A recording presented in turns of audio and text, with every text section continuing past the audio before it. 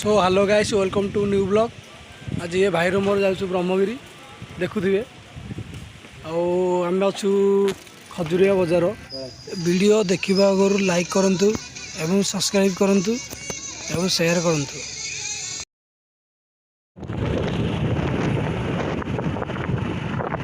सो hello guys आम आज बाहर रास्त जाऊँ। फाइनाली आम आज पहुँची गलु ब्रह्मगिरी देखु और रास्ता केमती भिड़ अच्छी।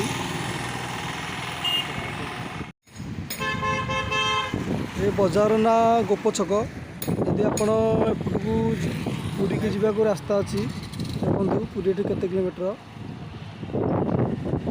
20 किलोमीटर। हे गाइस देखु आम ब्रह्मगिरी जीवा रास्त एक नदी देखिलु। ये नदीर नाम भार्गवी नदी। देखु केते बड़ है।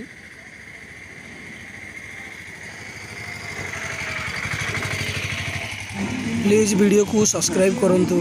आपण वीडियो देखुं सब्सक्राइब करना प्लीज़ सब्सक्राइब करूँ।